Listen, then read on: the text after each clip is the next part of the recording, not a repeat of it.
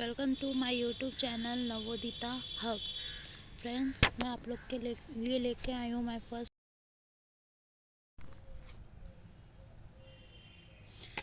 Let's start. So in this my first topic is introduction to computer. In my first topic, first question is what is the full form of computer. So friends, we know about the full form of computer. In full form of computer, my first letter is C. C means calculation meaning गणना करना। Friends, यहाँ पे full form of computer के दो मैं full form बताऊँगी। एक मैंने लिखा है यहाँ पे, दूसरा मैं अभी लिख देती हूँ या उसको मैं बता देती हूँ, आप लोग नोट डाउन कर लीजिएगा। वैसे मैं लिख भी दूँगी। तो फ्रेंड्स, यहाँ पे सी मीन्स कैलकुलेशन का मीनिंग निकलता है गणना करना। Second letter is O. O means operative means क्रियाशील। यम फॉर मैकेनिक मीन्स यांत्रिकी। पी फॉर प्रोसेसिंग मीन्स प्रक्रिया। यू मीन्स यूजफुल मीन्स उपयोगी। टी मीन्स थ्रेशर्स मीन्स शब्द कोश। ई फॉर एक्सटेंसिव मीन्स विस्तृत। आर फॉर रिसर्च मीन्स अनुसंधान। India में बहुत सारे रिसर्च होते रहते हैं। सो फ्रेंड्स, सेकेंड मीनिंग हमारा जो है निकल रहा है वो एक आता है सी फॉर कैलकुलेशन और सी फॉर कॉमन।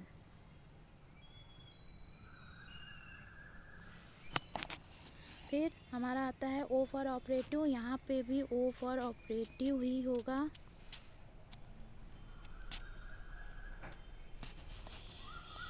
फिर हमारा आता है यम फॉर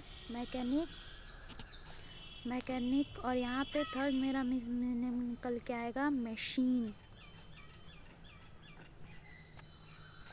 फोर्थ है हमारा प्रोसेसिंग और यहाँ पे निकल के आएगा पर्टिकुलरली।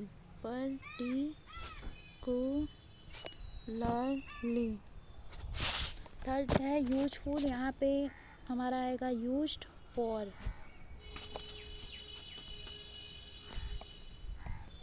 फिर है हमारा शब्द कोश और यहाँ पे टी फॉर रिसर्च है और यहाँ पे टी फॉर हमारा आएगा trade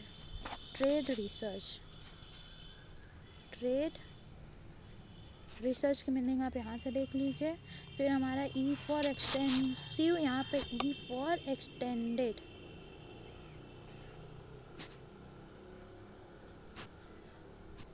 fourth R for research, यहाँ पे भी रिसर्च ही होगा। इस तरीके से मेरा friends full form of computer एक हो गए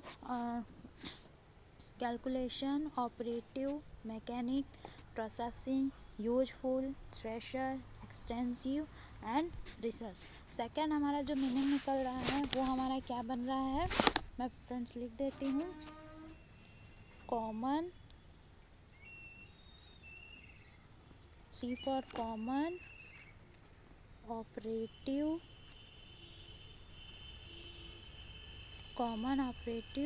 machine, common operative machines, particularly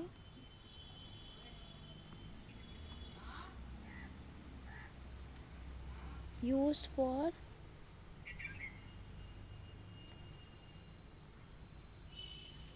trade,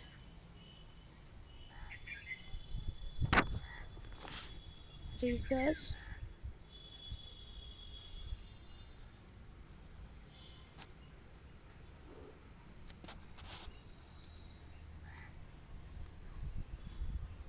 extended research।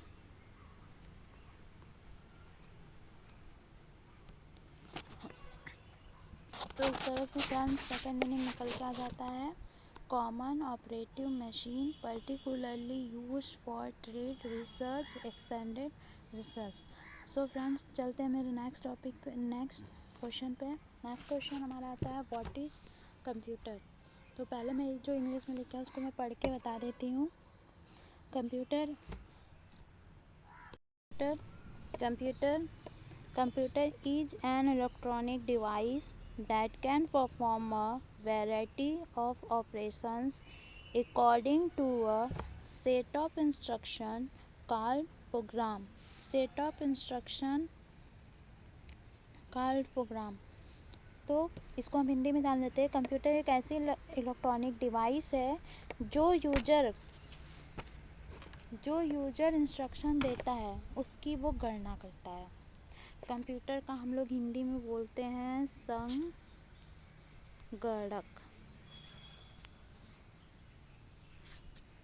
Computer की हिंदी मीनिंग आती है संगणक। कंप्यूटर हमारे लाइफ में बहुत ही इम्पोर्टेंट हो गया है, इसकी वैल्यू बहुत ही ज़्यादा हो गई है। कंप्यूटर के थ्रू हम लोग बहुत सारे काम को ईजली एंड जैसे कि आज के एज में बोलते हैं ना आईटी फील्ड, सो कंप्यूटर बहुत ही हम लोग को एक स्मार्ट बना दे रहा है। बहुत सारे वर्क है जो इजली वे में हम कंप्यूटर के थ्रू कर सकते हैं, क्योंकि कंप्यूटर में जो भी हमारे फीचर्स होते हैं उसका हम लोग यूज़ बहुत ही अच्छे तरीके से किया जा सकता है। आते हैं हम लोग आगे कंप्यूटर के बारे में जान लेते हैं कि उसके क्या क्या पार्ट्स होते हैं। पार्ट्स ऑफ कंप्यूटर में हमारे कंप्यूटर की स्क्रीन, मॉनिटर, ये सब तो होते ही हैं। मॉडेम होता है, सीपीयू होता है, स्पीकर होता है, प्रिंटर होता है, ये हमारा कीबोर्ड है, माउस है। कंप्यूटर में हमारे जो इसके पार्ट्स होते हैं ये बहुत ही ज़्यादा इम्पोर्टेंट होते हैं, क्योंकि अगर कीबोर्ड नहीं होगा, कीबोर्ड से हम लोग इनपुट देंगे नहीं तो आउटपुट हमें कहाँ से मिलेगा। तो इसके पार्ट्स की अपनी अपनी वैल्यू है। इसमें हमारे कंप्यूटर में हमारा एक पार्ट्स आता है यूपीएस भी आता है, जो कि यूपीएस हमारा क्या काम करता है। यूपीएस जो होता है हमारा अनइंटरप्टेड पावर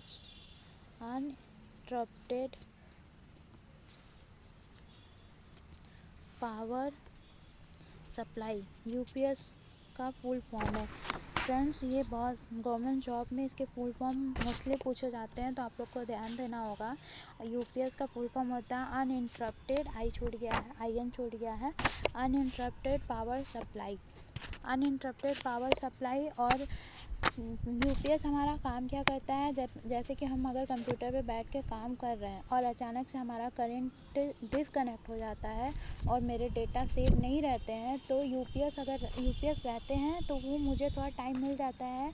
तुरंत पावर कट होता नहीं है यूपीएस की वजह से करंट जाने पर भी, और हम अपने डेटा को सेव कर सकते हैं। इसलिए कंप्यूटर में यूपीएस का होना बहुत ज़रूरी है, क्योंकि अगर अचानक से पावर कट होता है तो मुझे इतना तो मौका मिलना चाहिए ना कि हम अपने डेटा को सेव कर सकें। सेकंड है यहाँ पे हमारा सीपीयू, इसके भी फुल फॉर्म मोस्टली पूछे जाते हैं, तो इसको भी बहुत ज़्यादा ज़रूरी है जानना। सीपीयू का होता है सेंट्रल प्रोसेसिंग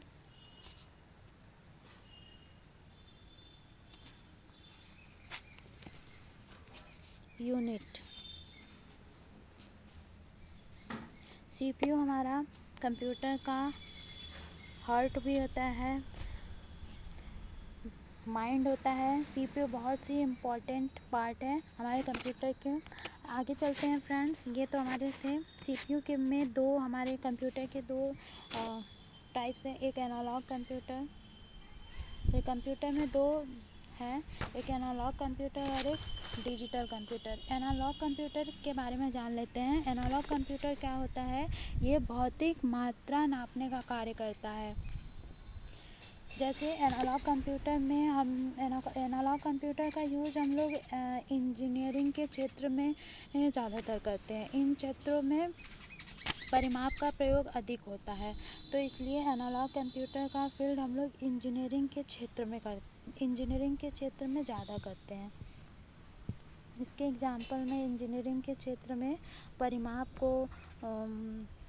का प्रयोग अधिक होता है इन क्षेत्रों में, इसलिए इसमें एनालॉग कंप्यूटर का यूज होता है। इंजीनियरिंग फील्ड में मान लो हम लोग इसको ज़्यादा यूज करते हैं। फिर हमारा आता है डिजिटल कंप्यूटर के बारे में। तो मैं एनालॉग कंप्यूटर की इंग्लिश पढ़ देती हूँ, ताकि जिसको दिख रहा है वो एक बार मेरे पढ़ने से उसको वर्डिंग क्लियर हो जाए।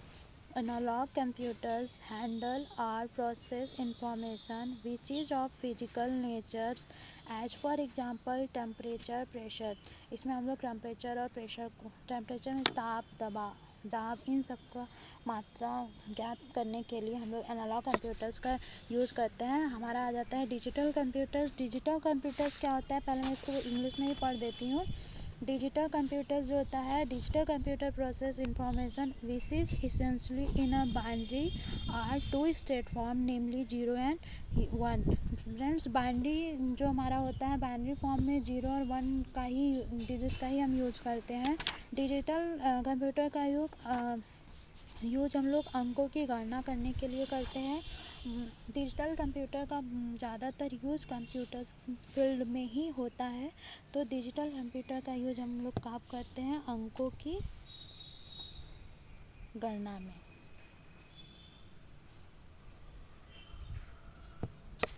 अब आते हैं, हमारा नेक्स्ट है टाइप्स ऑफ कंप्यूटर।